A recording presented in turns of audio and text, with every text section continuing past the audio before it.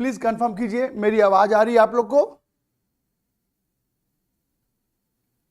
आवाज आ रही है मेरी? आवाज आ रही है मेरी?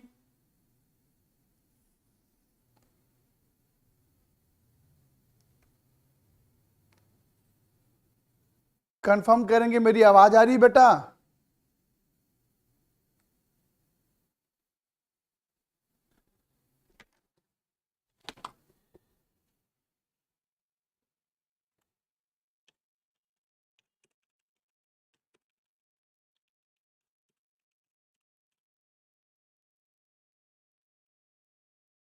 ठीक है ठीक है ठीक है। तो चलिए आपने कंफर्म कर दिया है कि मेरी आवाज आ रही है। तो चलिए good afternoon good afternoon good afternoon. Class शुरू करते हैं बेटा। तो क्लास शुरू करने से पहले आपको याद दिला दूं, अभी हम क्लास 11th का केमिस्ट्री का पहला चैप्टर पढ़ रहे। चैप्टर का नाम है रसायन की मूल अवधारणाएं। इस चैप्टर में हम केमिस्ट्री के कुछ बेहद इंपॉर्टेंट टॉपिक के बारे में पढ़ रहे हैं, कुछ बेहद बुनियादी चीजों के बारे में पढ़ रहे हैं। और मैंने आपसे कहा था कि इस चैप्टर में भले ही जो वेटेज है इस चैप्टर का कम है, पर इस चैप्टर में जो कुछ भी आपको सिखाया जाएगा वो आगे चल के लगभग सभी फिजिकल केमिस्ट्री के चैप्टर में ये यूज होता है बेटा। तो तैयार रहिएगा इस चैप्टर को बेहतर करने के लिए, क्योंकि ये चैप्टर अगर आपको बेहतर हो गया तो समझ लो आपका फिजिकल केमिस्ट्री एकदम आसान हो जाएगा। तो आज इस चैप्टर का 6वां क्लास है बेटा। आज इस चैप्टर का लेक्चर नंबर 6 है। आज इस क्लास का लेक्चर नंबर 6 है। क्यों ठीक बोल रहा हूं ना? आज कौन सा लेक्चर है बेटा? लेक्चर नंबर 6 है। आज इस चैप्टर का लेक्चर नंबर 6 है। ठीक है, तो चलिए कहानी को आगे बढ़ाते हैं। और अब तक हम लोगों ने इस चैप्टर में क्या पढ़ लिया और आज क्या पढ़ेंगे इसके बारे में बात करते हैं। तो ये टॉपिक हमने कवर कर लिया है। ये भी टॉपिक हो गया है मोल परिकल्पना, जो कि बहुत इंपॉर्टेंट था, ये भी हमने कंप्लीट कर लिया है। और बेटा अभी पिछले क्लास में हमने क्या टॉपिक पढ़ना शुरू किया था? विलयन का साधारण पढ़ना शुरू किया था। और कितने प्रकार के होते हैं विलयन के साधारण? कितने प्रकार के होते हैं बेटा विलयन के साधारण? तो मैं आपको याद दिला दूं, साधारण को व्यक्त करने के कुछ इस प्रकार के तरीके होते हैं, जैसे कि मोललता, नॉर्मलता,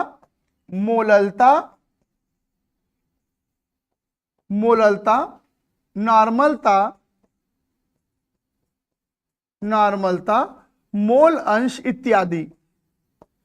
तो हमने पिछले क्लास में बेटा मोलरता और मोललता दोनों पढ़ लिया था। आज बात करेंगे नॉर्मलता क्या होता है और मोल अंश क्या होता है। आज बात करेंगे कि ये दोनों टॉपिक क्या होता है। तो क्लास शुरू करने से पहले एक बार कंफर्म करेंगे, आप सभी ने पिछला क्लास अटेंड किया है ना बेटा? आप सब ने पिछला क्लास अटेंड किया है ना? कंफर्म करो प्लीज, क्योंकि आज का जो क्लास है उसमें पिछले क्लास की चीजें बताई जाएंगी, है ना? हाँ, मोल परिकल्पना के नीचे क्या है?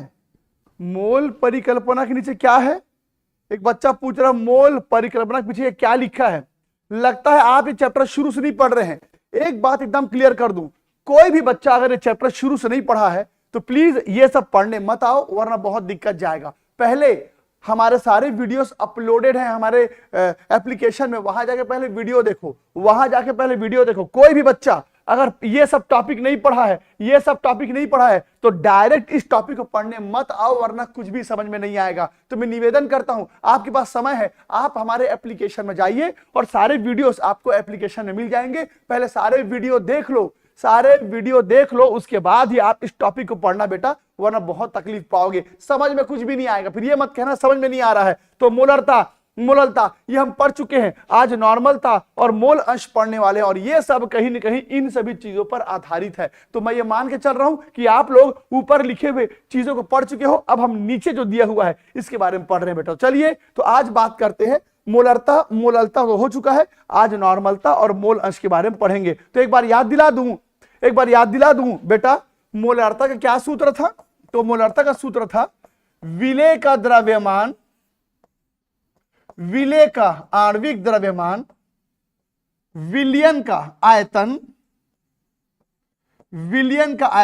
अगर मिलीलीटर में है तो ऊपर क्या गुणा करेंगे बेटा? 1000 गुणा करेंगे। ये देखिए, ये मोलरता का फॉर्मूला था, ये मोलरता का फॉर्मूला था। अगर आप पिछले क्लास अटेंड किए तो आपको याद होगा, ये मोलरता का फॉर्मूला है बेटा। इसके बाद हमने मोललता पढ़ा था। तो मोललता को कैसे दर्शाते हैं बेटा? स्मॉल m से। ये क्या था?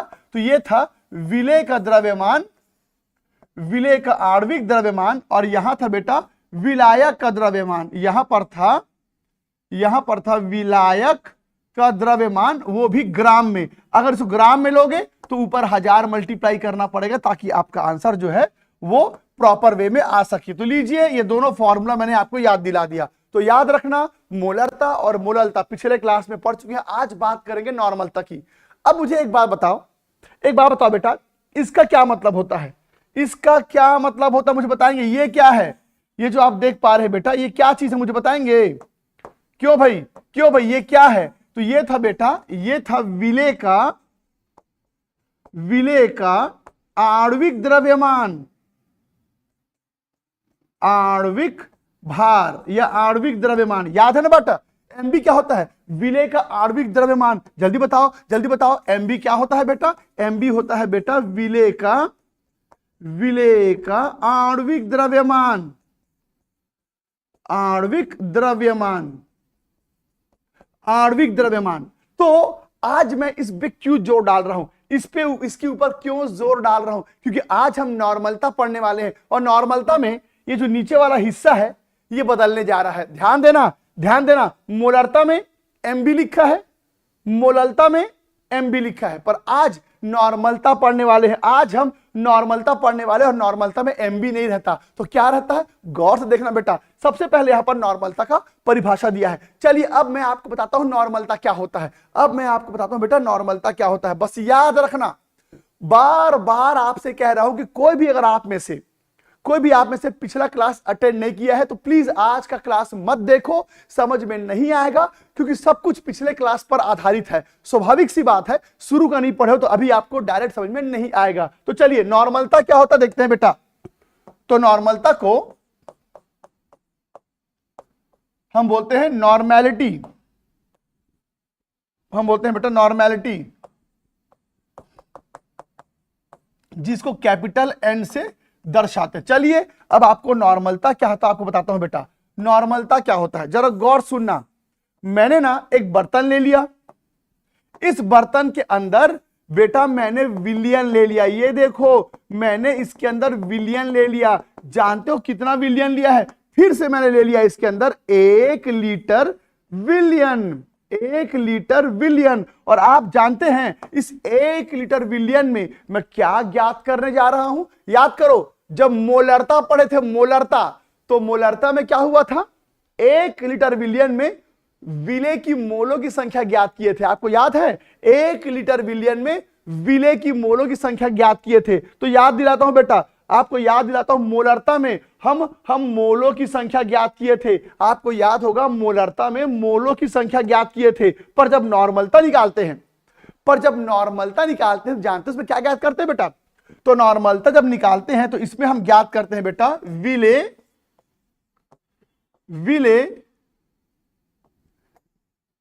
विलेय की तुल्यांकों की संख्या। अब ये तुल्यांकों की संख्या क्या होती है? ध्यान देना बेटा। अब हम विलेय के तुल्यांकों की संख्या ज्ञात करेंगे। तो बेटा मोलों की संख्या तो हम समझते थे, मोलों की संख्या क्या होती है आप जानते हैं, पर अब ये तुल्यांकों की संख्या क्या होती है बताऊंगा, पहले आगे बढ़ते हैं। तो चलो बताओ, अब यहां पर अगर मैं कहूं कि अब आपको तुल्यांकों की संख्या ज्ञात करनी है, अब आप कहेंगे सर ये तुल्यांकों की संख्या क्या होती है? बताऊंगा। चलो पहले हम फॉर्मूला को आगे बढ़ाते हैं। तो बताओ बेटा नॉर्मलता का क्या फॉर्मूला होगा, कैसे लिखोगे? विलेय के तुल्यांकों की संख्या, और नीचे क्या लेंगे बेटा? नीचे लेंगे विलियन का आयतन लीटर में, विलियन का आयतन लीटर में। तो नीचे क्या लोगे बेटा? विलियन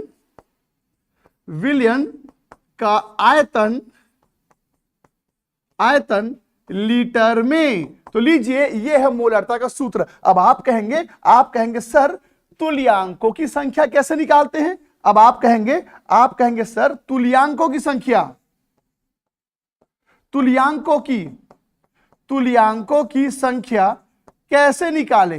तो मैं बताता हूं बेटा तुल्यांकों की संख्या कैसे निकालते हैं। तो जरा याद दिलाओ मोलों की संख्या कैसे निकाले थे, याद दिलाओ। मोलरता जब बनाए थे आप, तो बेटा मोलरता में मोलों की संख्या कैसे ज्ञात किए थे, मोलों की संख्या कैसे ज्ञात किए थे।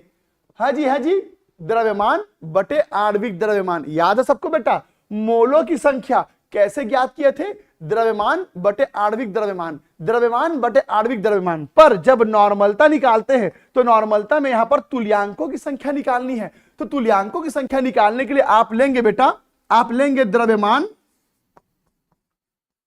द्रव्यमान बटे तुल्यांकी भार, तुल्यांकी द्रव्यमान। अब आप कहेंगे सर ये तुल्यांकी द्रव्यमान क्या होता है, बताऊंगा, पहले इसको पूरा लिख लेते हैं। ये बताओ तुल्यांकों की संख्या, किसके तुल्यांकों की संख्या निकाल रहे हो, विलेय के तुल्यांकों की संख्या निकाल रहे हो। बेटा आप यहां पर विलेय के तुल्यांकों की संख्या निकाल रहे हो, तो द्रव्यमान भी किसका होगा, विलेय का द्रव्यमान बटे विलेय का तुल्यांकी द्रव्यमान। तो चलिए अब आप मुझे एक बात बताओ, बेटा ये नॉर्मलता का फॉर्मूला है, ये नॉर्मलता का फॉर्मूला है। ऊपर क्या लिखा है, विलेय के तुल्यांकों की संख्या, क्या लिखा है, विलेय के तुल्यांकों की संख्या। तो क्या मैं विलेय के तुल्यांकों की संख्या के स्थान पर इसको लिख सकता हूं। तो अगर इसको यहां लिख दूं, इसको यहां लिख दूं, तो बताओ नॉर्मलता का क्या सूत्र बन जाएगा बेटा। तो नॉर्मलता का सूत्र बन जाएगा, बोलो जल्दी, विलेय का द्रव्यमान, नीचे क्या लेंगे बेटा, विलेय का तुल्यांकी भार इनटू, यहां क्या लिखा है बेटा, विलयन का आयतन। क्या लिखा है, विलयन का आयतन लीटर में, विलयन का आयतन लीटर में। लीजिए अब आपको पता चल गया बेटा कि नॉर्मलता का क्या सूत्र होता है, आपको पता चल गया नॉर्मलता का क्या सूत्र होता है। अभी जब इसको शॉर्टकट में लिखूंगा अपने आप समझ जाएंगे कि ये क्या होता है। एक बार देखिए इसको, फिर आगे बढ़ेंगे बेटा। तो मैं ये मान के चल रहा हूं कि आप सबने पिछला क्लास अटेंड किया है। तो कोई भी अगर पिछला क्लास अटेंड नहीं किया है तो आज का क्लास समझने में दिक्कत होगा बेटा। तो प्लीज पिछला क्लास एक बार आप पढ़ लेंगे, उसके बाद ही आज का क्लास ज्वाइन करेंगे।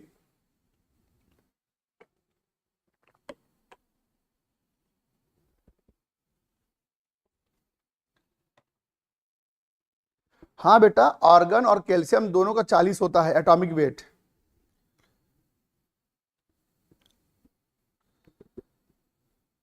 चलिए तो अब आपको मैं इसी को और एक बार थोड़ा क्लियर करके दिखाता हूं बेटा, इसी को आप क्लियर करके आपको दिखाता हूं कैसे लिखते हैं, ठीक है। यहां देखना, चलो मैं आपको दिखाता हूं, जरा गौर से सुनना बेटा। अभी आप लोगों ने नॉर्मेलिटी का फॉर्मूला लिखा, विलेय का द्रव्यमान, विलेय का द्रव्यमान, नीचे क्या लिए थे बेटा, नीचे आपने लिया है विलेय का तुल्यांकी भार, और यहां पर था बेटा विलयन का लीटर में आयतन। तो चलो अब मैं आपको दिखाता हूं इसको शॉर्टकट में कैसे लिखते हैं। तो बेटा इस फॉर्मूला को शॉर्टकट में ऐसे लिखते हैं, ये देखो, विलेय का द्रव्यमान को हम लिखते हैं बेटा WB, विलेय के तुल्यांकी भार को लिखते हैं बेटा EB, और विलयन के आयतन को लिखते हैं हम लोग V, है ना, V। तो ये है बेटा विलयन का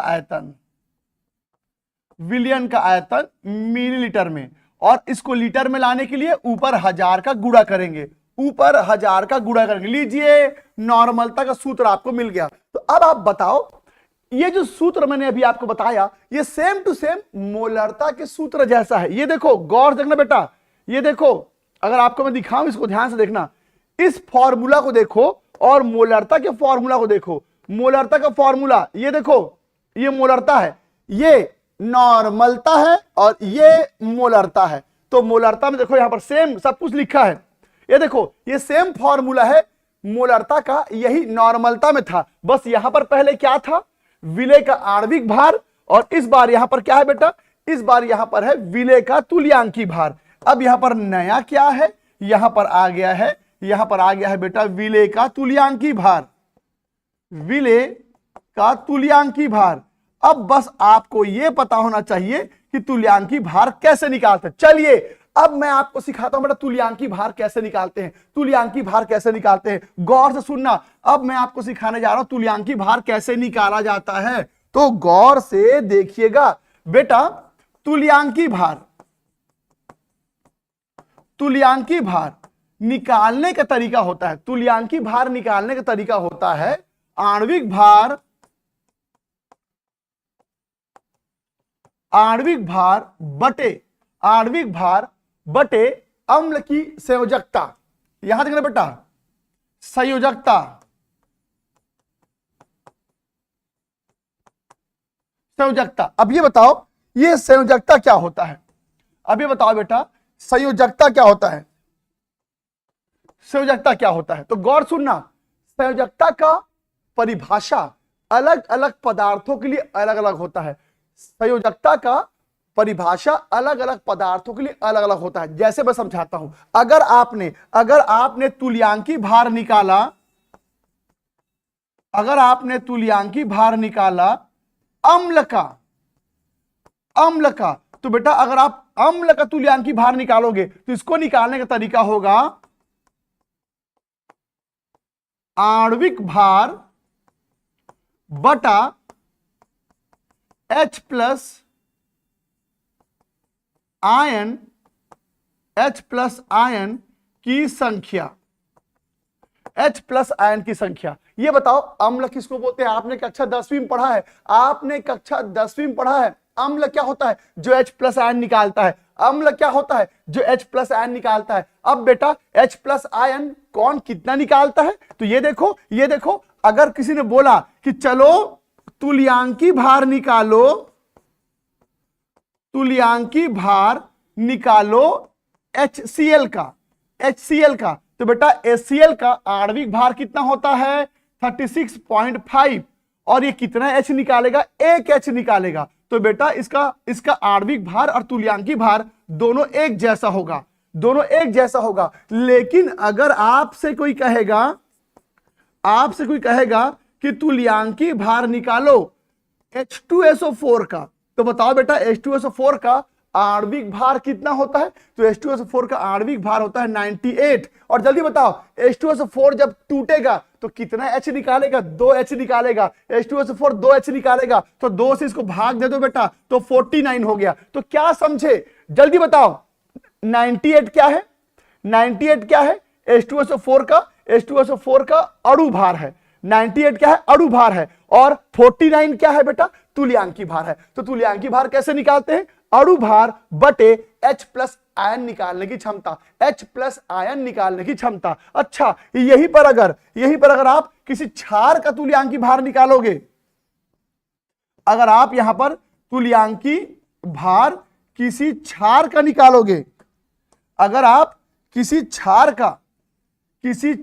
का तुल्यांकी भार निकालोगे, तो अम्ल का तुल्यांकी भार निकालने का तरीका क्या था, आणविक भार बटे H प्लस आयन। तो बेटा क्षार का तुल्यांकी भार कैसे निकालेंगे, तो इसको निकालने का तरीका होगा बेटा आणविक भार बटे, नीचे क्या होगा बताओ, नीचे क्या होगा, आणविक भार बटे नीचे क्या होगा, क्या होगा, क्या होगा, OH आयन की संख्या है ना, OH माइनस आयन की संख्या, OH माइनस आयन की संख्या, करेक्ट। तो चलो उदाहरण देखें, उदाहरण देखें बेटा। तो यहां देखना, मैं आपको यहां पर उदाहरण दिखाता हूं, मैं यहां पर आपको उदाहरण दिखाता हूं, जरा गौर सुनना, मैं आपको यहां पर उदाहरण दिखाता हूं। यह बताओ अगर कोई बोलेगा कि चलो चलो यहां पर आप तुल्यांकी भार निकालो। मान लो किसी ने बोल दिया कि चलो तुल्यांकी भार NaOH का निकालो। तो बेटा NaOH का आणविक भार कितना होता है? 40 ग्राम। और ये कितना OH निकालेगा? एक OH निकालेगा। तो इसका आणविक भार और तुल्यांकी भार दोनों एक समान होगा। लेकिन अगर तुमसे कोई कहेगा कि तुल्यांकी भार निकालो कैल्शियम हाइड्रोक्साइड का या मैग्नीशियम हाइड्रोक्साइड का, मान लो बेटा आपको मैं कहूंगा कि मैग्नीशियम हाइड्रोक्साइड का तुल्यांकी भार निकालो, तो इसका अणु भार ले लो। अणु भार कितना होता है? इसका अणु भार होता है बेटा 58। इसका अणु भार होता है 58। और ये कितना OH निकालेगा? 2 OH निकालेगा डिवाइडेड बाय 2। तो बेटा ये देखो, ये है MgOH होल टॉइस का क्या निकालने का तरीका? ये है बेटा आपको MgOH होल टॉइस का तुल्यांकी भार निकालने का तरीका। तो अब आपको ये समझना पड़ेगा कि तुल्यांकी भार कैसे निकालते हैं। ध्यान देना, नॉर्मलता का क्वेश्चन बनाने के लिए तुल्यांकी भार निकालने आना चाहिए। और तुल्यांकी भार कैसे निकालते हैं ये मैंने आपको बता दिया। इसे एक बार फटाफट लिख लीजिए, फिर क्वेश्चन बनाएंगे बेटा। फटाफट लिखिए, फिर क्वेश्चन बनाएंगे। हाँ जी, 29 हो जाएगा बेटा। कॉपी करो फटाफट इसको, फिर आगे बढ़ते हैं।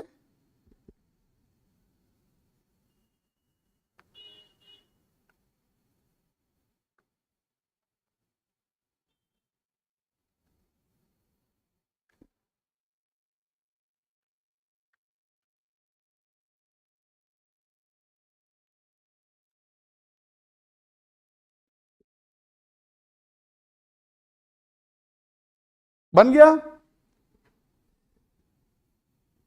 हाँ सत्यम जी बोलो बेटा, कुछ पूछना चाहते हो?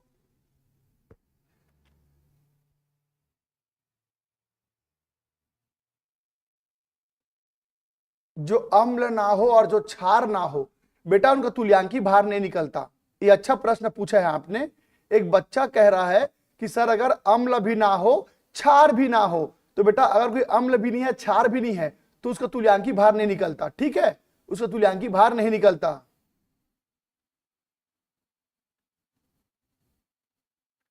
एक बच्चा बोल रहा राइटिंग समझ में नहीं आ रहा है, लगता पहला क्लास है बेटा आपका,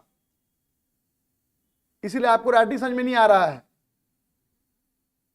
जो बच्चे अभी 15 दिन से पढ़ रहे हैं, जो बच्चे अभी 15 दिनों से पढ़ रहे हैं, उनको मेरा राइटिंग जो है अब आदत लग गया होगा।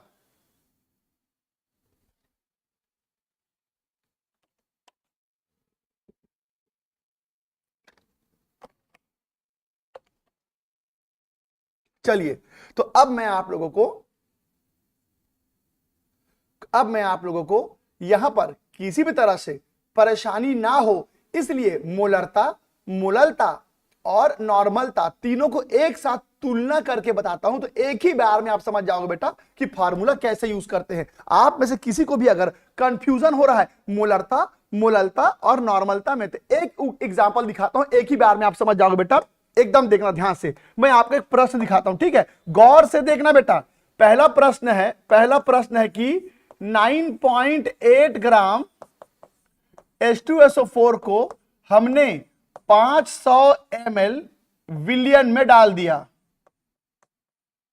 तो चलो मोलरता ज्ञात करो। यह पहला प्रश्न है, ध्यान से देखना। दूसरा प्रश्न है 9.8 ग्राम H2SO4 को 500 ग्राम जल में घोल दिए, तो चलो मोललता ज्ञात करो। ठीक है, अब तीसरा प्रश्न है बेटा, तीसरा प्रश्न है कि 9.8 ग्राम H2SO4 को 500 ml विलियन में डाल दिए, तो चलो नॉर्मलता ज्ञात करो। तो अब तुलना करके जब पढ़ोगे ना बेटा, एक ही बार में आप समझ जाओगे। ये देखो, मोलरता का सूत्र होता है विलेय का द्रव्यमान, विलेय का आणविक द्रव्यमान, विलियन का आयतन, विलियन का आयतन मिलीलीटर में। यहां बेटा मोललता विलेय का द्रव्यमान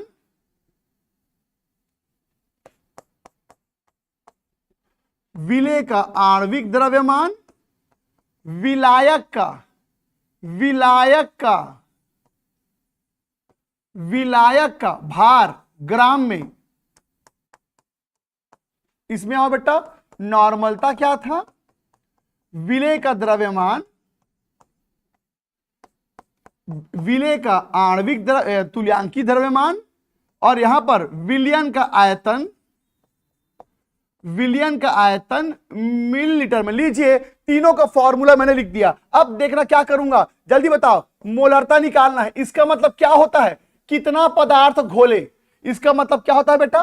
कितना पदार्थ घोले। कितना घोले हो? 9.8। 9.8। जल्दी बताओ, इसका मतलब क्या होता है? कितना पदार्थ घोले हो। कितना पदार्थ घोले हो? तो 9.8। 9.8। यहां देखो बेटा, यहां देखो, इसका मतलब क्या होता है? कितना पदार्थ घोले हो। तो कितना घोले हो? 9.8। तो ये तो हो गया, ये तो हो गया WB का मतलब। तो WB का मतलब मैंने बता दिया। WB का मतलब मैंने बता दिया कि कितना पदार्थ घोले हैं। अब नीचे क्या लेंगे? अब नीचे क्या लेंगे? तो बेटा यहां पर लेते हैं विलयन का आयतन। तो विलयन का आयतन कितना दिया है? 500 ml। यहां पर क्या लेंगे? विलायक का द्रव्यमान। तो विलायक का द्रव्यमान कितना दिया है? 500 ग्राम। यहां क्या लेते हैं? विलयन का आयतन। तो विलयन का आयतन कितना दिया है? 500 ml। लो, बहुत आसान है। अब आखिरी काम, अब आखिरी काम बताओ जल्दी से मुझे। यहां क्या लेंगे?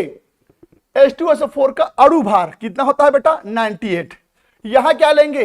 H2SO4 का अणु भार कितना होता है? 98। तो बेटा इसका मतलब अणु भार होता है, इसका मतलब अणु भार होता है। तो अणु भार मैंने रख दिया, पर इसका मतलब क्या होता है? इसका मतलब होता है तुल्यांकी भार। और तुल्यांकी भार कैसे निकालते हैं? अणु भार बटे कितना H निकलेगा। तो H2SO4 में 2H निकलता है, इसे 2 से डिवाइड कर दो। तो लीजिए, ये होता है बेटा मोलरता और नॉर्मलता में फर्क। इन दोनों में अणु भार लेते हैं और इन दोनों में अणु भार बटे कितना H निकलेगा वो लेते हैं, उसको बोलते हैं तुल्यांकी भार। और याद रखना, इसको जब हल करोगे तो इसका जो उत्तर आएगा, इसकी इकाई होगी, इसकी इकाई। अच्छा पहले फटाफट हल करो। कितना आ रहा है बेटा सब में आंसर? सब में मुझे आंसर बताओ, कितना आ रहा है?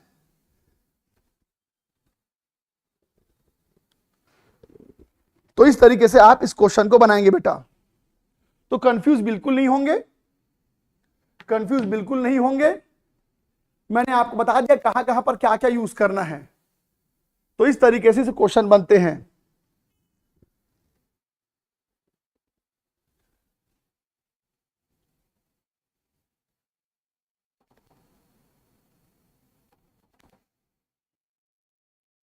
आंसर स्टार बन जा रहा है, कोई बात नहीं बेटा, मुझे भी नहीं पता कि वो ऐसा क्यों हो रहा है।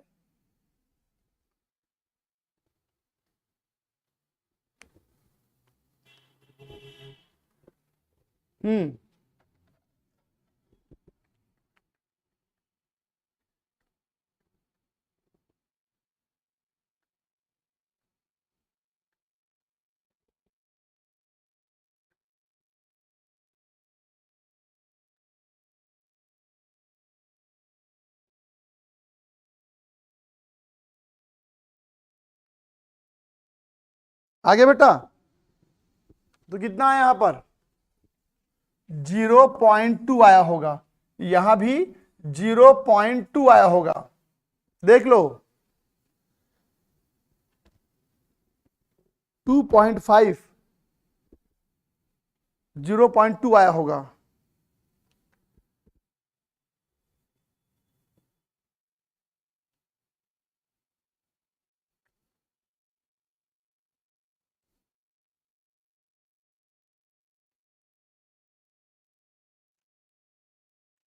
करेक्ट।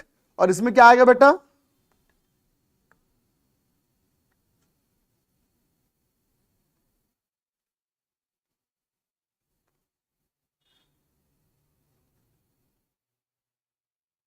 कितना आया? 0.4। 0.4 आएगा। अब इसका इकाई क्या लिखते हैं बेटा? इकाई क्या लिखते हैं? तो मोलरता का इकाई होता है मोल प्रति लीटर। या इसको कैपिटल एम भी लिख सकते हो। इसकी इकाई होती है बेटा मोल प्रति किलोग्राम, या फिर इसको आप स्मॉल एम भी लिख सकते हो। और इसको क्या बोलते हैं बेटा, इसको लिखते हैं तुल्यांक, तुल्यांक प्रति लीटर। इसको आप कैपिटल एन भी लिख सकते हो। तो इकाई याद रखना, इकाई याद रखना। लीजिए, तो अब समझ में आ गया कहां पर चेंजेस करना है।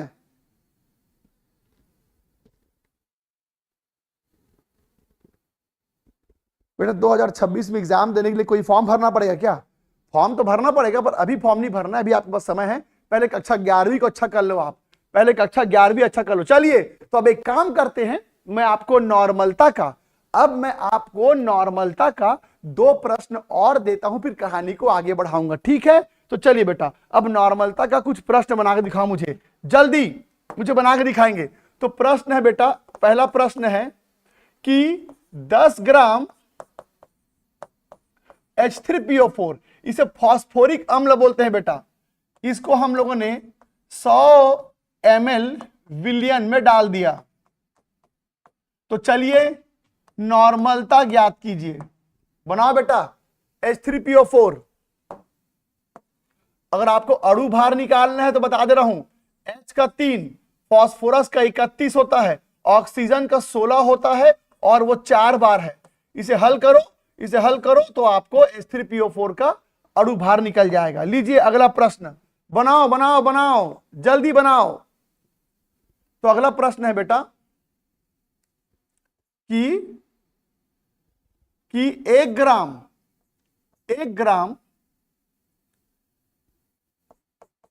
H2CO3 को 1 ग्राम H2CO3 को हमने 1000 मिलीलीटर विलियन में डाल दिया। तो चलो नॉर्मलता ज्ञात करो, और इसका अणु भार निकाल लेंगे ना आप लोग, उम्मीद है निकाल लेंगे। चलिए तीसरा प्रश्न है बेटा कि 10 ग्राम एल्युमिनियम हाइड्रोक्साइड को 1000 मिलीलीटर विलियन में घोल दिया गया। तो चलो इसका नॉर्मलता ज्ञात करो। और अगर आप एल्युमिनियम हाइड्रोक्साइड का अणु भार निकालना चाहते हो, इसका अणु भार कितना होगा बेटा, 2, कार्बन का 12, ऑक्सीजन का 16 गुणित 3। यहां पर एल्युमिनियम का होता है 27, ऑक्सीजन का होगा 16 और 1 गुणित 3। लीजिए बनाइए बेटा, सबका नॉर्मलिटी निकालना है, सबका नॉर्मलिटी। ये सब आपके पुस्तक में दिए हुए प्रश्न हैं, फटाफट मुझे बना के दिखाएंगे। दिक्कत होगी बताएंगे मेरे को।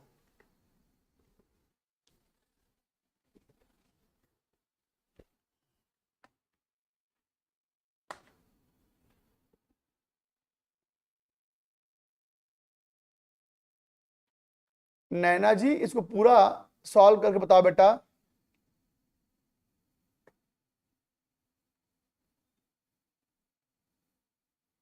क्या हुआ सत्यम, क्या डाउट है बेटा आपको, क्या डाउट है बोलो आपको। सत्यम जी काफी परेशान हो रहे हैं, बोलो क्या डाउट है आपका, बताइए, मैं आपका डाउट क्लियर करूंगा। दूसरे आपका डाउट क्यों क्लियर करेंगे? आप यहां मेरे से पढ़ने आए हैं, मेरे से पूछे क्या पूछना है आपको।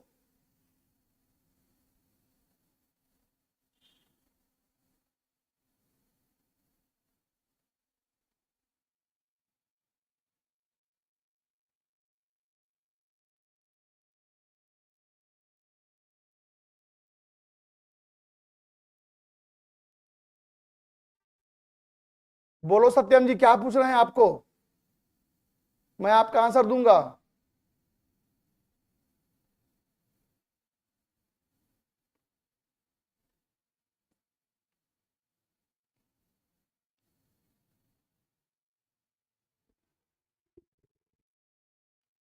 केजीएस यूजर पूछ रहे हैं कि फिर से एक बार समझा दीजिए। क्या समझा बेटा, बताइए, आप पहले परेशानी बताओ ना बेटा, क्या समझ में नहीं आया? आप पिछला क्लास अटेंड किए थे कि नहीं किए थे, मुझे बताओ। सत्यम, क्या आप पूछना चाहते हो, जल्दी बताओ। सौरभ कुमार बोल रहे sir I have a book of Lucent chapter wise, when will the studies start? बेटा सौरभ कुमार, जैसे ही एक चैप्टर खत्म हो जाएगा उसके बाद आप उसके क्वेश्चंस बनाना, ठीक है?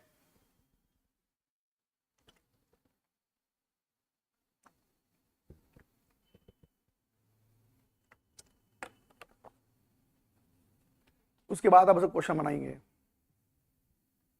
अरे कहां गया हो सत्यम? तब से डाउट है डाउट है कर रहा था, कहां गया सत्यम? बोलो क्या डाउट है बेटा आपको? सत्यम, इतने देर से आप मैसेज कर रहे थे बेटा मेरी डाउट को क्लियर करो, तो मैं डाउट क्लियर करने के लिए यहाँ स्क्रीन के सामने बैठा हूं और आप क्वेश्चन नहीं पूछ रहे हो। जल्दी बताइए क्या पूछना है आपको, जल्दी बताइए क्या पूछ रहे हैं आपको, फिर मैं दोबारा बोर्ड के पास चला जाऊंगा। अब स्क्रीन के सामने हूं, पूछ लो क्या पूछना है।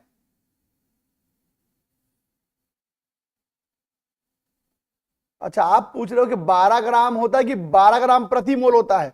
12 ग्राम प्रति मोल होता है बेटा, पर जल्दी जल्दी में 12 ग्राम लिख देते हैं, जल्दी जल्दी में 12 ग्राम लिख देते हैं, पर आपको यह पता होना चाहिए कि वो 12 ग्राम प्रति मोल होता है, ठीक है? वो 12 ग्राम प्रति मोल होता है, पर जल्दी जल्दी में हम उसको 12 ग्राम लिख रहे होते हैं, ठीक है?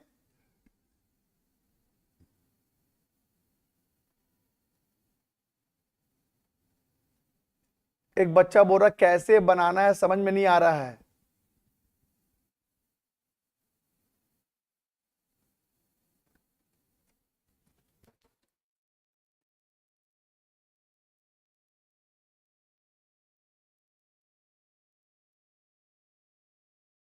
अर्चना जी, एनसीईआरटी की बुक लेने की आवश्यकता नहीं है बेटा, एनसीईआरटी के सारे क्वेश्चंस ना यहाँ करवाए जाएंगे, एनसीईआरटी के सारे क्वेश्चंस आपको करवाए जाएंगे बेटा, चिंता ना करो, एनसीईआरटी के सारे क्वेश्चंस आपको करवाए जाएंगे, आपको लेने की आवश्यकता नहीं है, ठीक है?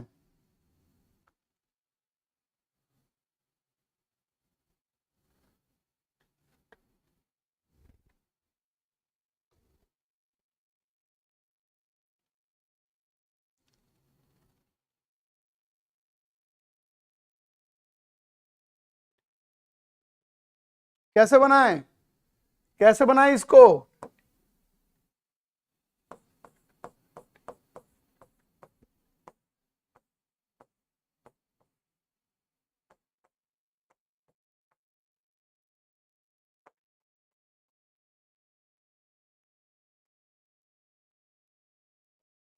बताओ ऐसे किए हो बेटा, ऐसे किए हो ना, सेम टू सेम कंफर्म करो, ऐसे किए हो ना?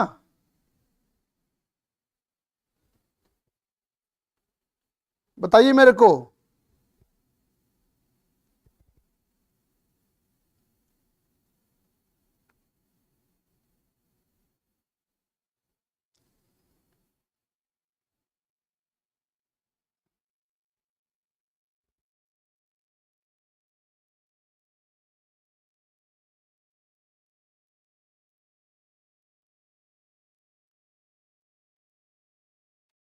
ये किए हो बेटा, इसमें क्या किए, इसमें क्या किए?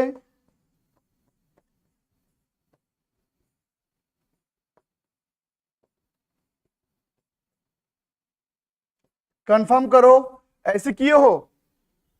बताओ, सबने ऐसे किया है? अगर ऐसे किए हो तो फिर आपका आंसर आ जाएगा, अगर ऐसे किए हो तो फिर आपका आंसर आ जाएगा, जैसे मैंने यहां लिखा है।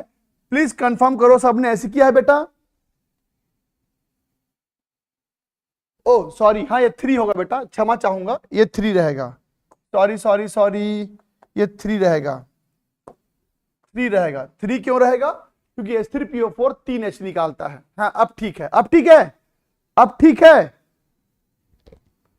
हाँ बेटा, हाँ बेटा अब ठीक है। सबने ऐसे किया, ठीक।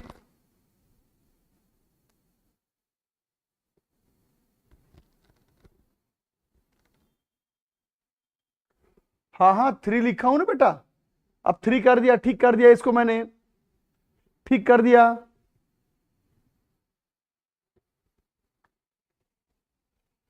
सब ऐसी बनाए हो? हाँ सत्यम, 1 मोल को एवोगैड्रो नंबर भी बोलते हैं। तुम मेरा दूसरा क्लास अटेंड करो। सत्यम सत्यम सत्यम सत्यम, आप मेरा लेक्चर नंबर 2 अटेंड करो। आप मेरा लेक्चर नंबर 2 अटेंड करो।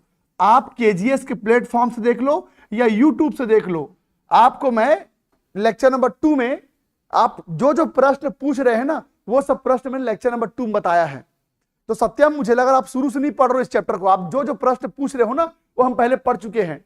तो सत्यम बेटा, वापस वीडियो में जाओ और लेक्चर नंबर 2 में जा करके मेरे वीडियोस देखिए, वहां आपको मिल जाएगा। आप जो पूछ रहे हो डाउट ना, वो यहां पर है।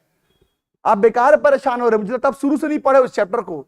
मैं बार बार बोल रहा हूं, आज इस चैप्टर का 6वां क्लास है, 6वां क्लास है। तो पहले के नहीं पढ़े होगे तो आज कहां समझ में आएगा बेटा? पहले के नहीं पढ़े होगे तो आज फिर समझ में नहीं आएगा। तो निवेदन करता हूं, पहले पुराने लेक्चर्स देख लो, उसके बाद ही आज का लेक्चर देखना। अब आंसर सॉल्व कर लिया बेटा इसका? बताओ जल्दी, आप सबने आंसर सॉल्व कर लिया क्या? तो ये होगा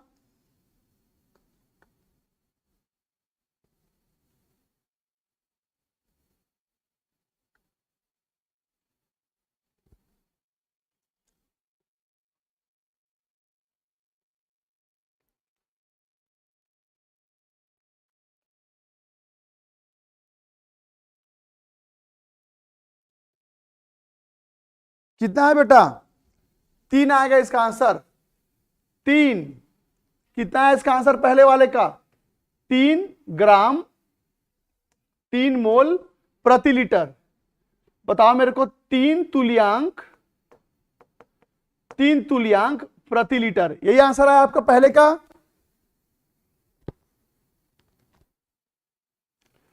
यही आंसर है आपका पहले का?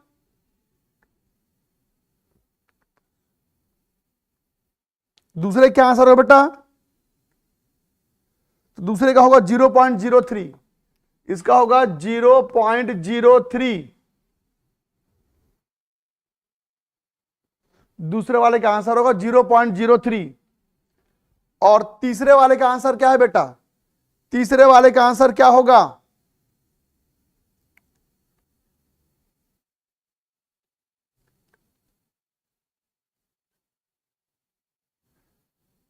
इसका होगा 0.3, इसका होगा 0.3। कंफर्म करो, यही आंसर आ रहा सबका?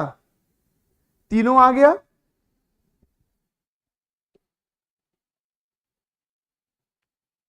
क्या ऊपर का 3 कैसे आया? ओ, 1 मिनट रुकना जरा, 1 मिनट रुकना जरा बेटा, ठीक कर देता हूं उसको।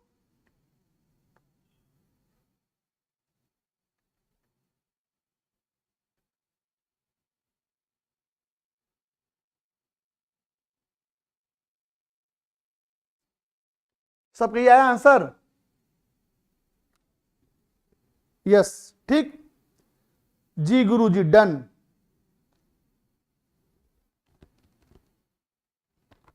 आंसर स्टार बन जा रहा है, कोई बात नहीं बेटा, आंसर आपका स्टार बन जा रहा है, कोई बात नहीं। यहां क्या करना है वो आपको समझ में आ गया ना? तो ये था तुल्यांकी भार निकालने का तरीका। लेकिन अब देखना समस्या कहां चालू होगा।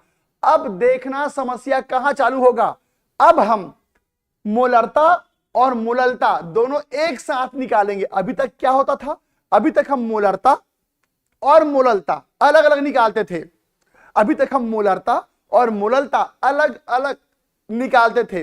अब दोनों को एक साथ निकालेंगे। अब दोनों को एक साथ निकालेंगे तो जब मोलरता और मोललता एक साथ निकाला जाए तब क्या चीज ध्यान में रखना होता है, उसको देखना बेटा। अब यहां से इंपॉर्टेंट चीजें चालू हो जाएंगी। अब यहां से इंपॉर्टेंट चीजें चालू हो जाएंगी, तो गौर सुना बेटा। अब अगला प्रश्न देखो, अगला प्रश्न देखना। अगला प्रश्न है बेटा कि यहां देखना, अगला प्रश्न है कि 10 ग्राम, ध्यान सुना बेटा। अगला प्रश्न है कि 10 ग्राम NaOH को 500 ml विलियन में घोल दिया गया, तो चलो मोलरता एवं मोललता ज्ञात करो। अब प्रश्न में क्या दिया है पता है? प्रश्न में दिया है बेटा विलयन का घनत्व, विलयन का घनत्व दिया है 1 ग्राम प्रति मिलीलीटर। तो गौर से सुनो, इस प्रश्न को कैसे बनाना है, बहुत इंपॉर्टेंट प्रश्न है, परीक्षा में ऐसे क्वेश्चन बहुत आते हैं। तो इस प्रश्न में नया क्या है बेटा? आपको मोलरता और मोललता दोनों एक साथ निकालना है। मोलरता और मोललता दोनों एक साथ निकालना है। तो तुम बताओ मोलरता का सूत्र क्या था बेटा? तुम्हारा मोलरता का सूत्र था विलेय का द्रव्यमान, विलेय का आणविक द्रव्यमान, और यहां था बेटा विलयन का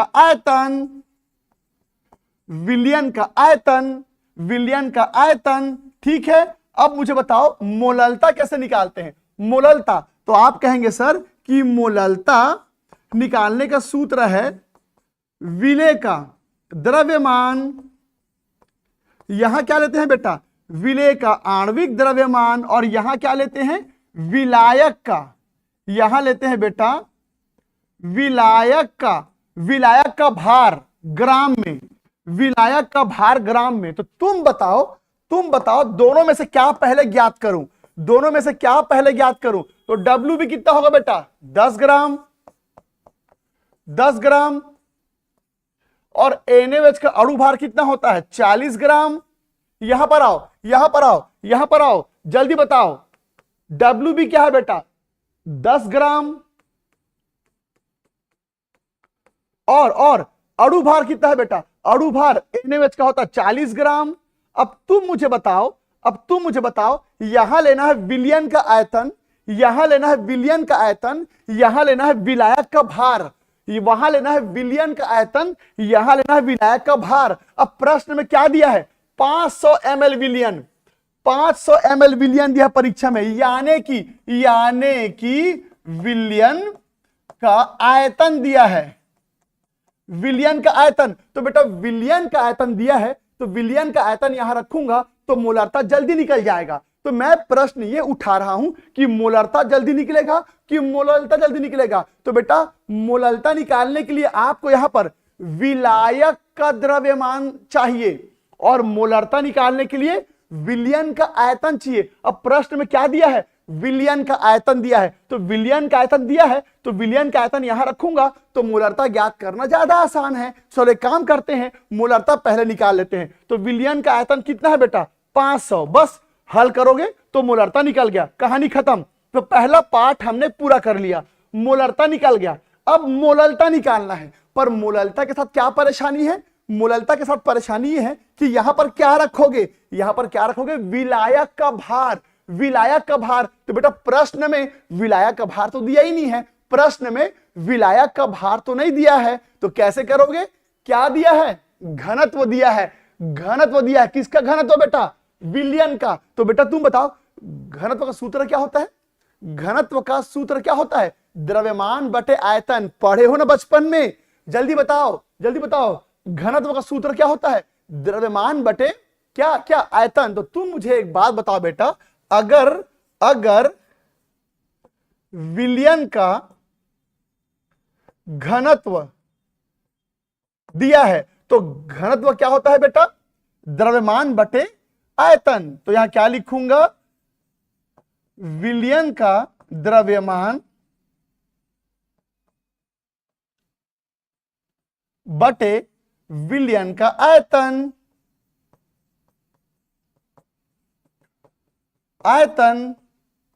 अब बताओ घनत्व कितना दिया है बेटा? तो घनत्व दिया है 1 ग्राम प्रति मिलीलीटर, यानी कि 1 दिया है, 1। ऊपर देखो विलयन का द्रव्यमान, और नीचे क्या लूंगा? विलयन का आयतन। तो बेटा विलयन का आयतन कितना दिया है? 500 ml है ना? कितना दिया है? 500 ml। तो इसको इस तरफ ले आओ बेटा। तो फिर 500 ml, गौर सुनना, 500 ml किसके बराबर हो गया? इसको 1 से गुणा करेंगे तो 500 ही रहेगा। तो यहां पर आपको क्या मिल गया? आपको मिल गया विलयन का द्रव्यमान, अब तुम मुझे एक बात बताओ बच्चों, एक बात बताओ बेटा, विलयन क्या चीज से बनता है? विलयन क्या चीज से बनता है? विलेय और विलायक। विलयन क्या चीज से बनता है? विलेय और विलायक। तो विलयन का द्रव्यमान मतलब क्या हुआ? विलयन का द्रव्यमान मतलब क्या हुआ? विलेय का द्रव्यमान प्लस विलायक का द्रव्यमान। बेटा विलयन मतलब क्या होता है? विलेय और विलायक को मिलाने से विलयन बनता है। विलयन मतलब विलेय और विलायक। तो फिर विलयन के द्रव्यमान का मतलब होगा विलेय का द्रव्यमान प्लस विलायक का द्रव्यमान। तो अब ये फॉर्मूला ऐसे हो जाएगा बेटा, ये देखो, ये देखो, विलयन का द्रव्यमान मतलब क्या होता है? विलेय का द्रव्यमान प्लस विलायक का द्रव्यमान। तो अब बताओ बेटा, विलेय का द्रव्यमान कितना दिया? ये विलेय है, ये विलेय है, ये विलेय है। तो विलेय का द्रव्यमान कितना दिया है? 10। और यहां से क्या निकल जाएगा बेटा? विलायक का द्रव्यमान निकल जाएगा। तो कुल मिला के आपने यहां पर क्या निकाला? आपने, अच्छा इसको इस तरफ ले आओ, इसको इस तरफ ले आओ, तो क्या हो जाएगा बेटा? ये तो ये हो जाएगा 500 माइनस 10।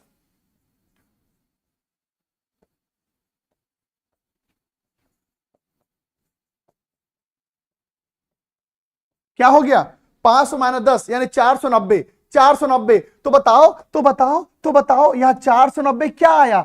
490 क्या आया? विलायक का द्रव्यमान। क्या आया बेटा? विलायक का द्रव्यमान। और विलायक का द्रव्यमान आपको यहां पुट अप करना है। ये देखो, ये देखो, विलायक का द्रव्यमान चाहिए था आपको, विलायक का द्रव्यमान चाहिए था आपको। तो प्रश्न में विलायक का द्रव्यमान नहीं दिया था। तो इतना ताम झाम करने के बाद विलायक का द्रव्यमान निकला है। तो बेटा 500 माइनस 10 यानी 490 हो जाएगा। तो 490 यहां पुटअप करेंगे, है ना, यहां पुटअप करेंगे बेटा 490। तो जैसे आप यहां पर 490 पुटअप करोगे तो बाद में हल करके आप यहां से क्या निकाल सकते हो बेटा? मोललता निकाल सकते हो। तो जब भी किसी प्रश्न में मोलरता और मोललता दोनों निकालने को बोला जाए तो कोई एक चीज आसानी से निकल जाएगा और दूसरा चीज निकालने के लिए आपको बहुत माथा पच्ची करना पड़ेगा। और बहुत मुश्किल भी नहीं है बेटा। आपको अगर घनत्व का सूत्र पता है तो फिर आप कहानी आसानी से आगे बढ़ा सकते हैं। देखिए, क्या मुझे किसी के लिए भी रिपीट करना है बेटा?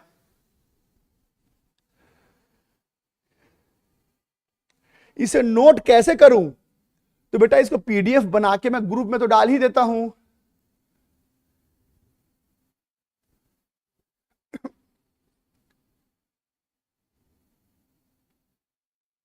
अभी एक और प्रश्न देता हूं, आप अपने आप समझ जाओगे। समझ में उसी बच्चे को नहीं आ रहा होगा जो ये चैप्टर शुरू से नहीं पढ़ रहा होगा। जो ये चैप्टर शुरू से नहीं पढ़ रहा उसी को समझने में दिक्कत होगा बेटा। सिर्फ उसी बच्चे को समझने में दिक्कत होगा।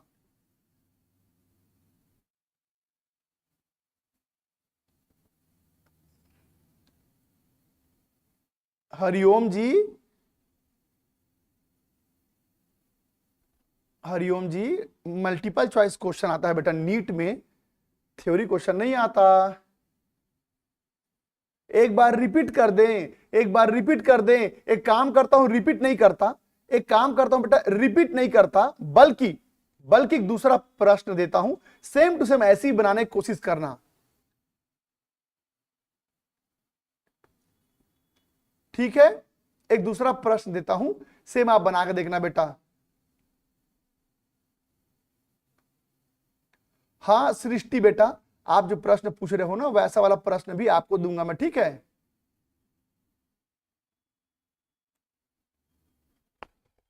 बेटा 500 में 10 घटा के आपने फटाक से विलायक निकाल दिया, क्योंकि घनत्व का मान 1 था। घनत्व का मान 1 था, तो घनत्व का मान 1 था तो ये आसान हो गया। अगर घनत्व का मान कुछ और रहेगा तो थोड़ा दिक्कत आ सकती है आपको। चलो एक प्रश्न मुझे बना के दिखाओ बेटा, एक प्रश्न आप मुझे बना के दिखाओ।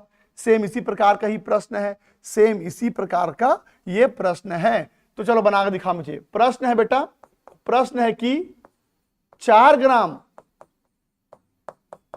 NaOH को, 4 ग्राम NaOH को मैंने घोल दिया बेटा 1000 मिलीलीटर विलयन में। तो तो चलिए मोलरता एवं मोललता ज्ञात कीजिए। और विलयन का घनत्व दिया है, विलयन का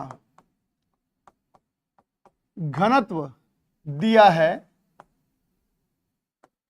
विलयन का घनत्व दिया है बेटा 2 ग्राम प्रति मिलीलीटर। चलो इसको ट्राई करो, इस प्रश्न को बनाने की कोशिश करो, जैसे अभी बनाया हूं सेम वैसी बनेगा बेटा, सेम वैसी बनेगा। तो मोलरता तो एक ही बार में निकल जाएगा, मोलरता तो एक ही बार में निकल जाएगा बेटा। ये देखो एक बार में निकल जाएगा। कैसे निकल जाएगा ये देखो, विलेय का भार कितना दिया है 4 ग्राम, NaOH का अणु भार कितना होता है 40 ग्राम, और विलयन का आयतन क्या दिया है बेटा 1000। बस इसको हल करो तो मोलरता तो एक बार में निकल गया। अब बचा बेटा मोललता, तो अब आपको मोललता निकालना है। तो मोललता निकालने के लिए क्या चाहिए, विलेय का द्रव्यमान,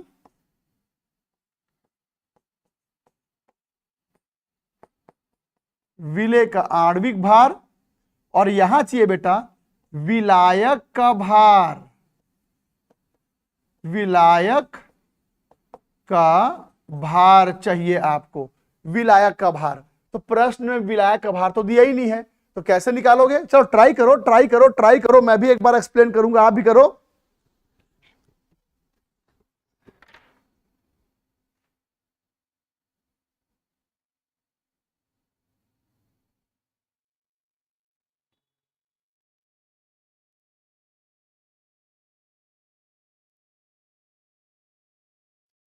पीछे की क्लासेस छूट गई हैं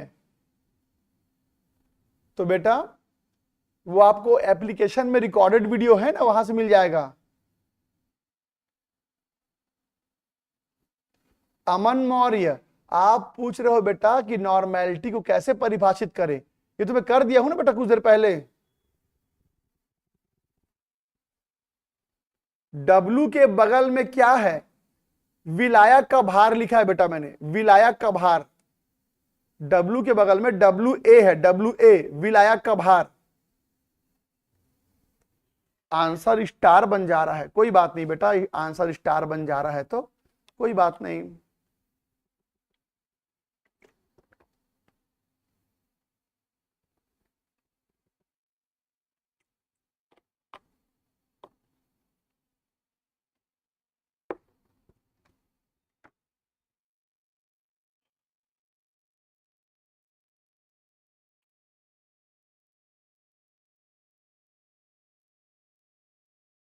दोनों का आंसर सेम आ रहा है।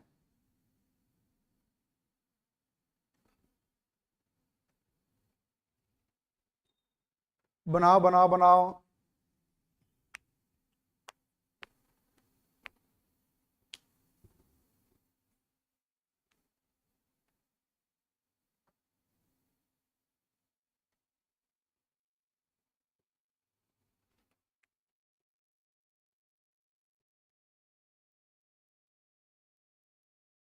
बताओ क्या होगा यहां पर, क्या होगा बेटा? तो घनत्व का सूत्र क्या है बेटा? तो घनत्व का सूत्र है द्रव्यमान बटे आयतन। तो ये बताओ बेटा इस बार घनत्व क्या दिया है, 2 दिया है, 2, और द्रव्यमान विलयन का हमको चाहिए, और आयतन विलयन का क्या दिया है बेटा, आयतन, आयतन विलयन का क्या दिया है? तो विलयन का आयतन दिया है बेटा 1000, 1000 है ना। अब इसको इधर ले जाओ तो 1000 गुणित 2 हो जाएगा बेटा। तो द्रव्यमान किसका मिल जाएगा, विलयन का, विलयन का। आगे बढ़ो आगे बढ़ो, है जी। तो ये हो गया बेटा 2000, 2000, और यहां बताओ विलयन का द्रव्यमान मतलब क्या होता है, विलेय का भार प्लस विलायक का भार। और जल्दी बताओ, जल्दी बताओ, जल्दी बताओ, विलेय का भार कितना दिया है? 4 ग्राम। और आपको क्या चाहिए बेटा?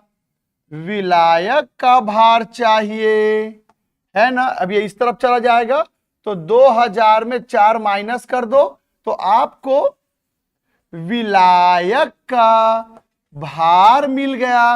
और बेटा विलायक का भार ही तो यहां पर रखना है। विलायक यहां जो आएगा, यहां जो आएगा उसको यहां रख दो, मोललता निकल जाएगा। बोलो ऐसी करेंगे?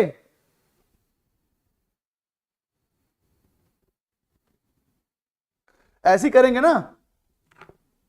कंफर्म करो।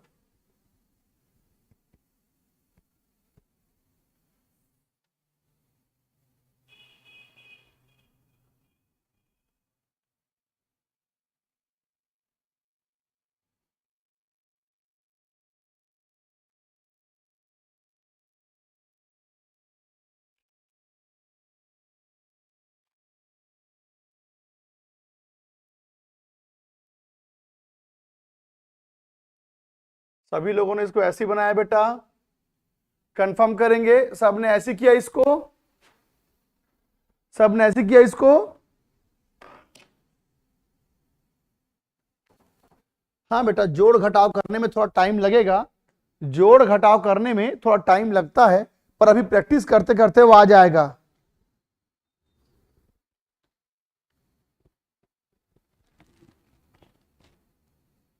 प्रैक्टिस करते करते वो आ जाएगा।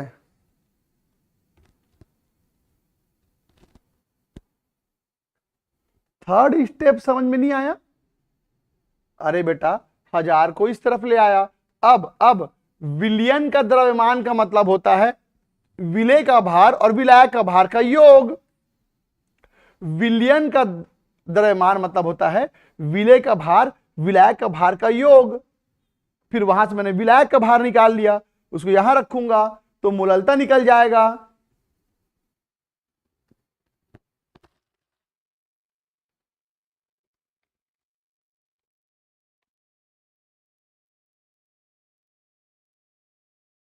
है ना बेटा?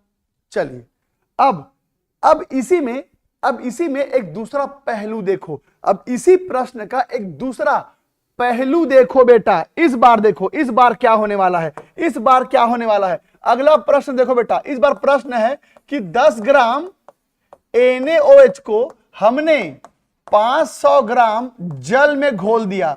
बेटा जल मतलब क्या होता है? विलायक होता है। जल में घोल दिया तो चलिए मोलरता एवं मोललता ज्ञात करो। और इस बार घनत्व दिया है, घनत्व विलयन का दिया है बेटा 1 ग्राम प्रति मिलीलीटर। तो अब देखो क्या करना है बेटा। इस बार ये क्या है? ये है विलेय का भार। और ये देखो ग्राम दिया है, ग्राम किसका? विलायक का। तो ये क्या है बेटा? विलायक का भार है। ये विलायक का भार है। तो जब भी किसी प्रश्न में विलायक का भार दिया रहता है, जब भी किसी प्रश्न में विलायक का भार दिया रहता है तो मोललता पहले निकालना। बेटा इसमें विलयन का आयतन दिया था, इसलिए आपने मोललता पहले निकाला। पर जब मोललता पहले निकाला, लेकिन जब विलायक का भार दिया हो तो मोललता पहले निकालते हैं। तो बेटा इसमें विलायक का भार दिया है तो एक काम करो, पहले मोललता निकाल लो। कैसे निकालोगे? विलेय का भार, विलेय का अणु भार, और ये क्या है बेटा? ये होता है विलायक, ये होता है विलायक का भार। तो लीजिए ये तो एकदम डायरेक्ट बन जाएगा। कैसे बनेगा बेटा? विलेय का भार कितना दिया है? 10 ग्राम। 10 ग्राम कौन सा विलेय है? NaOH। तो अणु भार कितना होगा? 40। यहां लिखा है बेटा विलायक का भार, तो विलायक का भार दिया है 500। तो लीजिए इस बार मोललता पहले निकल गया। इस बार मोलरता पहले निकल गया, लेकिन अब आपको मोलरता निकालना है। तो बेटा जब मोलरता निकालते हो तो मोलरता में क्या समस्या है, मोलरता में क्या समस्या है, यहां लोगे विलेय का भार, यहां लोगे विलेय का अणु भार, और यहां लेते हो बेटा आयतन, विलयन का आप लेते हो बेटा आयतन। तो बेटा प्रश्न में विलयन का आयतन नहीं दिया है, विलायक का भार दिया है। विलयन का आयतन नहीं दिया है, विलायक का भार दिया है। तो कैसे करोगे, मैं आपको बताता हूं कैसे करोगे। तो बेटा अब मोलरता ज्ञात करने के लिए यहां लेंगे 4 ग्राम, यहां लेंगे 40 ग्राम। अब बस हमको क्या चाहिए, अब हमको चाहिए बेटा विलयन का आयतन, विलयन का आयतन। तो अब मैं विलयन का आयतन कहां से लाऊं, तो मुझे याद आया कि विलयन का घनत्व, ध्यान सुना बेटा, अब मुझे याद आया कि अगर मैं विलयन का घनत्व देखूं तो क्या होगा बेटा, घनत्व मतलब क्या होता है, द्रव्यमान बटे आयतन। तो बेटा यहां लेंगे विलयन का द्रव्यमान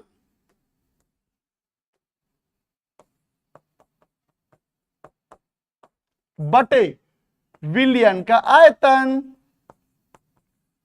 विलयन का आयतन। अब बताओ आपको क्या चाहिए, विलयन का आयतन चाहिए, विलयन का आयतन चाहिए। तो यहां से विलयन के आयतन को अलग कर दो, तो यहां से विलयन का आयतन अलग कर दूं, तो बेटा विलयन का आयतन मैंने अलग कर दिया। अब यहां क्या बचा बेटा, क्या बचा, विलयन का द्रव्यमान बटे नीचे क्या आ गया बेटा, विलयन का घनत्व। अब जल्दी बताओ,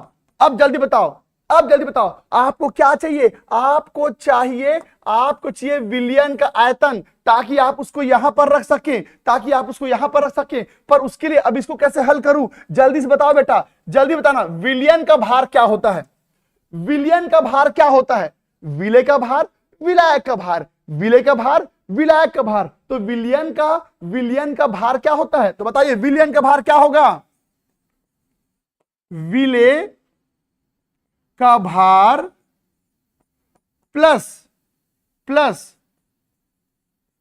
विलायक का भार बटे नीचे क्या लिखा है बेटा, विलयन का घनत्व, विलयन का घनत्व। तो अब जल्दी बताओ, विलेय का भार कितना है बेटा, 10 ग्राम। विलायक का भार कितना है बेटा, तो विलायक का भार है 500 ग्राम। घनत्व क्या दिया है, घनत्व दिया है बेटा 1 ग्राम। तो ये देखो, ये हो गया बेटा आपका विलयन का आयतन। क्या निकल गया, विलयन का आयतन। अब विलयन का आयतन निकल गया, कितना है बेटा, 510। तो 510 यहां रख देंगे, बस इसे हल कीजिए, उत्तर आपके सामने होगा। तो बेटा अब विलयन का आयतन आपने निकाल लिया, कितना बेटा, 510, उसको यहां रखोगे तो मोलरता निकल जाएगा। तो इस बार क्या हुआ, इस बार क्योंकि विलायक का भार दिया था तो मोलरता पहले निकला, पर इसके पहले वाले प्रश्न में विलयन का आयतन दिया था, इसलिए मोलरता पहले निकला। तो याद रखना, विलयन का आयतन देगा तो मोलरता पहले निकलेगा, और विलायक का भार देगा तो मोलरता पहले निकलेगा। बाकी आगे एक के बाद एक स्टेप वाइज मैंने सब कुछ लिख दिया है, तो गौर से देखिए बेटा इसको।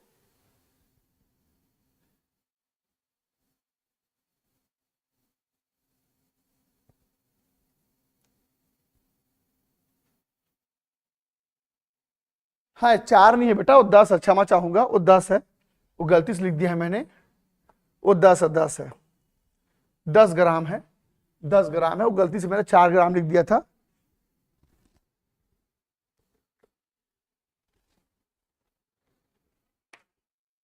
बेटा आप ना YouTube का भी सहारा लो, जिन बच्चों क्वेश्चन नहीं बन रहा है ना, जिन बच्चों को क्वेश्चंस नहीं बन रहे हैं, अरे यार सत्यम तुम फिर वही क्वेश्चन लेके आ गए। एक मोल की परिभाषा क्या होगी, अभी तुमको बताया हूं बेटा, मेरा लेक्चर नंबर 2 देखो, फिर वही प्रश्न लेके आ गए, एक मोल की परिभाषा क्या होगी। आप मोल के पीछे पड़े हो बेटा, मेरा पहला लेक्चर दूसरा लेक्चर देखो ना आप प्लीज। यहां नहीं मिल रहा है तो यूट्यूब में देख लो, यूट्यूब में ही मेरे सारे वीडियो मिल जाएंगे आपको। यूट्यूब में सर्च करोगे गोगी सर तो आपको मिल जाऊंगा, मैं ये सब पढ़ाता हुआ मिल जाऊंगा। तो अगर आपको यहां पर दिक्कत हो रही है तो थोड़ा एक्स्ट्रा टाइम निकाल के आप यूट्यूब में भी हम सभी टीचर्स को सर्च कर सकते हो बेटा। सत्यम जी को लगता है समझ में नहीं आ पा रहा मैं जो बोल रहा हूं।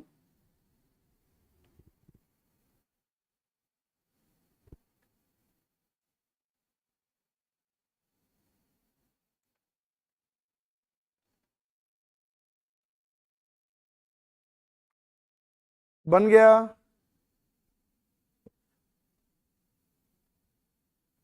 तो 0.4 इसका आंसर होगा। शाबाश बेटा, 0.4 इसका आंसर होगा।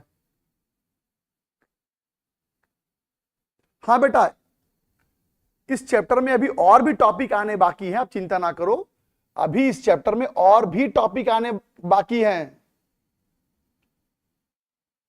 चलिए, तो अब मैंने मोललता बता दिया, अब मोल अंश कैसे निकालते हैं अब उसको देखते हैं बेटा।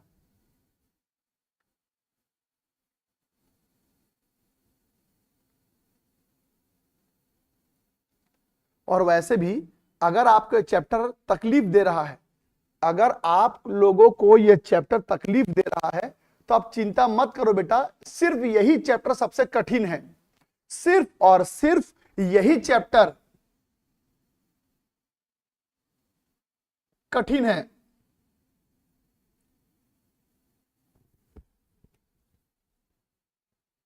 ठीक है बेटा, ये सब प्रश्न तो मैं अपने से बना के दे रहा हूं, ये सब प्रश्न आपको किसी पुस्तक में नहीं मिलेगा, ये सब मैं अपने से अभी बना के दे रहा हूं। फिर जब पुस्तक वाला प्रश्न बनाएंगे ना जब पुस्तक वाला प्रश्न बनाएंगे तो फिर आपको वो अलग से दिखाई देगा, वो पहले से टाइप किया हुआ रहेगा। ये तो मैं अपने हिसाब से कोई भी क्वेश्चन दे रहा हूं। चलिए, अब आखिरी मुद्दे पे आते हैं। अब आते बेटा मोल अंश। अब हमारा मोल अंश बचा हुआ था, अब हमारा मोल अंश बचा, मैंने मोलरता, मोललता, नॉर्मलता बता दिया। चलिए अब बात करते हैं बेटा मोल अंश यानी कि मोल प्रभाज की। मोल प्रभाज, इसे मोल अंश भी कहते हैं, इसे मोल अंश भी कहा जाता है। तो ये बहुत इजी है, ये देखो बेटा, मोल अंश, इंग्लिश में इसको बोलते हैं मोल फ्रैक्शन।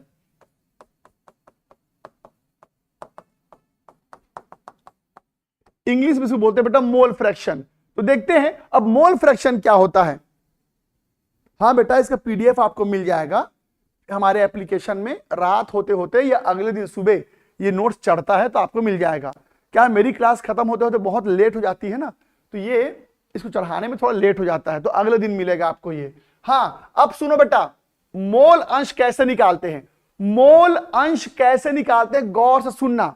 अगर आपके सामने मान लो कि कोई बर्तन है, गौर से सुनना बेटा, इस बर्तन में मैंने दो पदार्थ ले लिया,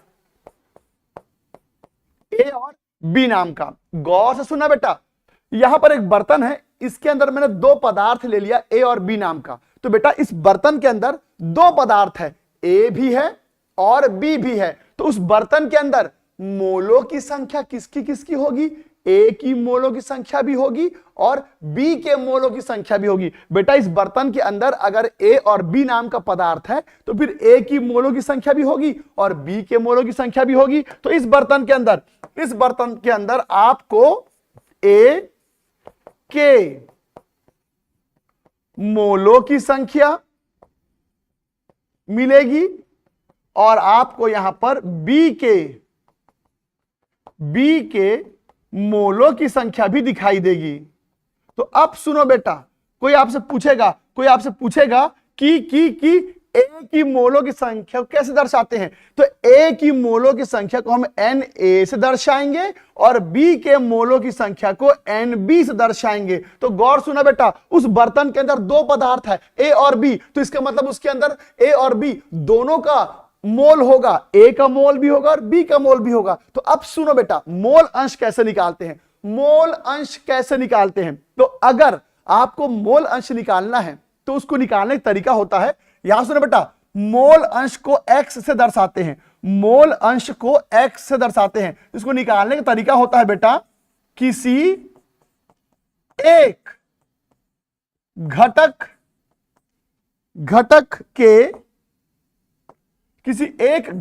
के मोलों की संख्या बटे कुल मोलों की संख्या,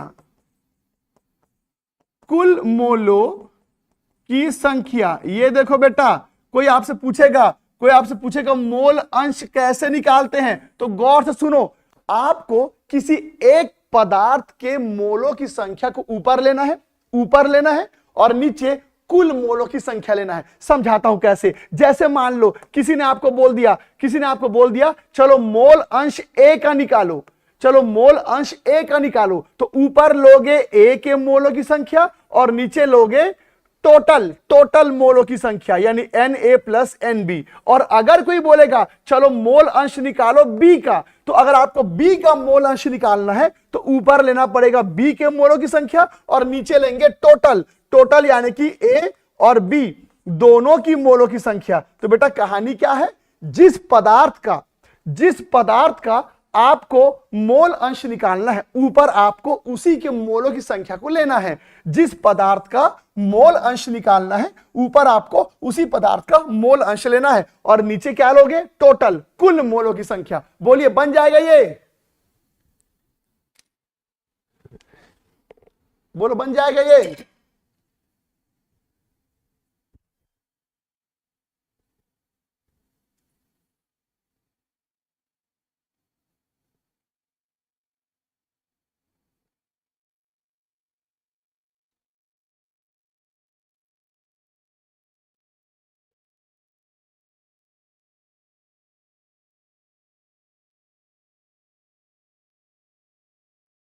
हाँ जी, अब चलो।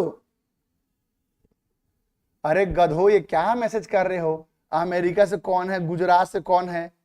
पढ़ाई में ध्यान दो बेटा, अभी साल भर पढ़ना, धीरे धीरे सबसे परिचय आपका हो जाएगा।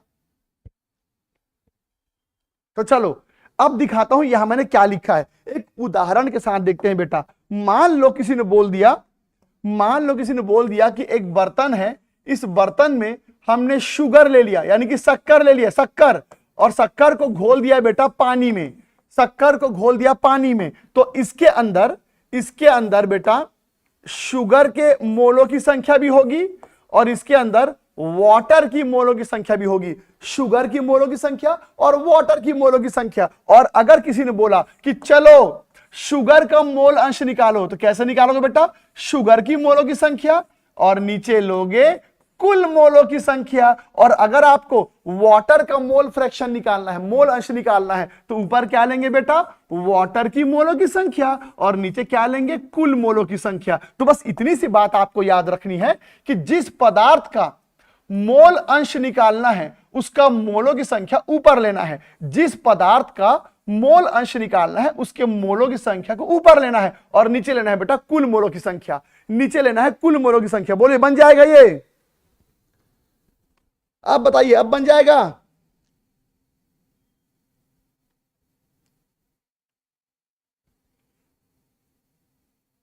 आप लोग कमेंट पर ध्यान मत दीजिए, यहां जो पढ़ाया जा रहा है उसको देखो, वरना बार बार एक ही चीज पूछोगे, सर रिपीट कर दो। ठीक है, तो थोड़ा ध्यान दो बेटा।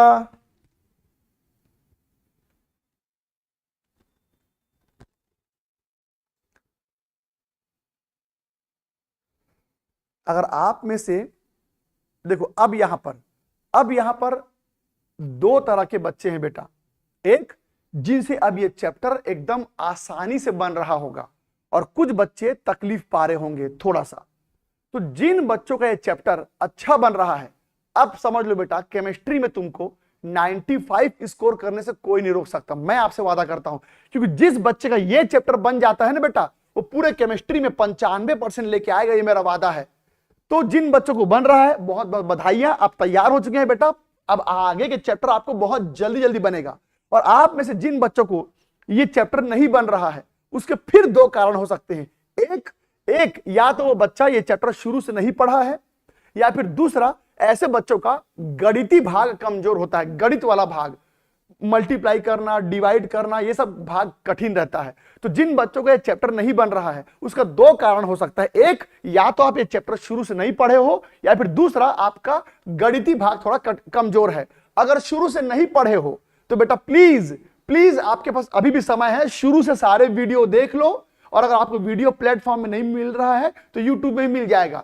तो याद रखना, आप शुरू से सारे वीडियो देख लो तो ही आप सरवाइव कर पाओगे। और रही बात गणितीय भाग कमजोर है, गुणा भाग, मल्टीप्लाई करना, डिवाइड करना, ये सब अगर आपका कमजोर है तो फिर आप थोड़ा प्रैक्टिस कीजिए। अभी स्कूल नहीं खुला है, गुणा भाग करने का अच्छे से प्रैक्टिस कर लो बेटा। क्योंकि ये चैप्टर जिस बच्चे ने अच्छा कर लिया ना, वो कसम से बोल रहा हूं आगे के चैप्टर बहुत आसान हो जाएंगे। क्योंकि एक बात और क्लियर कर दूं, पूरे केमिस्ट्री में बस यही चैप्टर सबसे कठिन है। पूरे केमिस्ट्री में सबसे कठिन यही चैप्टर है। तो सोचो जिन बच्चों का भी ये चैप्टर बन रहा है वो कितने खुश हो रहे होंगे। अच्छा ये कठिन है, ये तो हमसे बन रहा है, तो फिर सोचो अब आगे कितने अच्छे से बनेगा। तो जिन बच्चों को ये चैप्टर कठिन लग रहा है, घबराओ मत, यही बस इकलौता ऐसा चैप्टर है जो परेशान करेगा, आगे कोई चैप्टर आपको परेशान नहीं करेगा। तो चलिए, समय है आपके पास, घर में थोड़ा समय दीजिए और ईमानदारी से समय दीजिए और पढ़ के आइए, जिम्मेदारी उठाइए कि अब हमको सर ने चैलेंज कर दिया है, अब तो ये चैप्टर पढ़ के रहेंगे अच्छे से। और जो बच्चे चैलेंज एक्सेप्ट करेंगे ना बेटा, वही आगे भविष्य में कुछ अच्छा कर पाएंगे। तो चलिए आज के क्लास में इतना ही करते हैं, कल पढ़ के आना, कल मैं आपको इसके और ढेर सारे क्वेश्चंस करवाऊंगा। तब तक अपना ख्याल रखिए, पढ़ के आइए, टेक केयर, बाय बाय।